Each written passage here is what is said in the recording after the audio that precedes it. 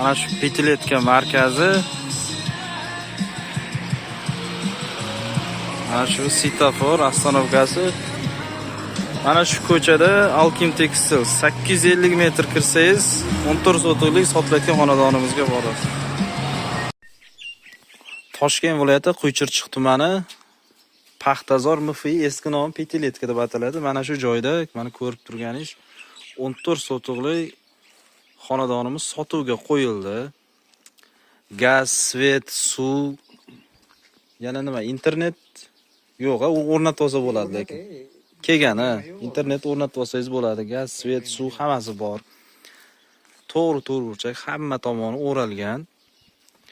Shu yerdan Petiletkani sentrigacha 850-900 metr. Mana ko'cha tomonini hozir ko'rsatamiz. Xonadon egalari aytishi bo'yicha bu tinch joylar ekan. Eng oxirgi uy kirganingizda mana bu tupik uy oxiri.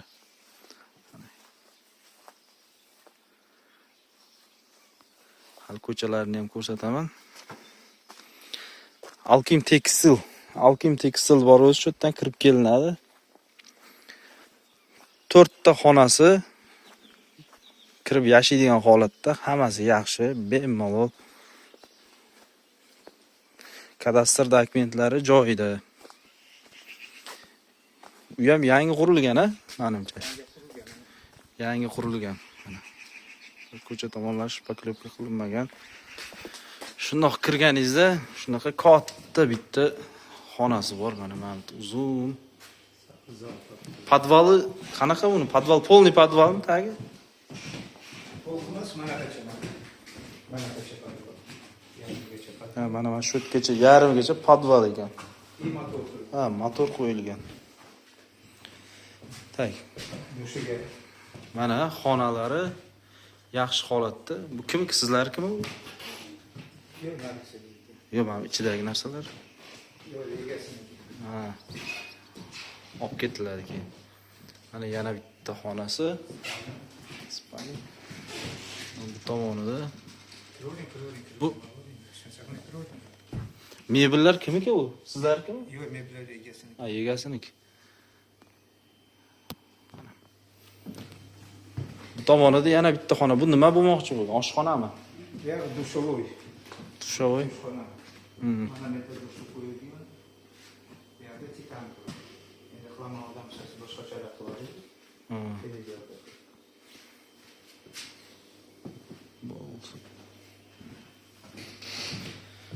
Hozir kunda bu xonadonimizga so'ralayotgan narxi 55 ming AQSh dollari.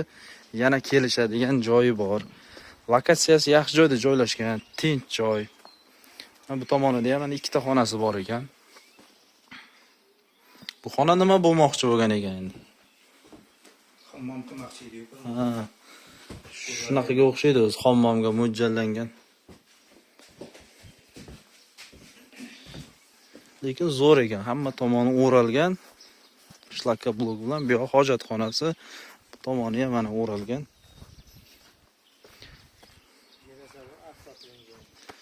Oynalar akfa bo'lgan. Toshkent shaharga 45 kilometr, Futsitlarga ham shu 50 kilometr chiqsa kerak. Yangi yo'lga yaqin. O'zi bu yerdagilar yangi yo'lga bozor qilgan boradida, to'g'rimi? Asosan yangi yo'lga boradi. Transport muammo bo'lmaydi. Toshkent shahar hamma tomonga ketsa bo'ladi. Sentralniy yo'lda, sentralniy. O'zi shu Petiletka konsertlar hamma shu yerda bo'lardi, o'zi tadbirlar stadionda.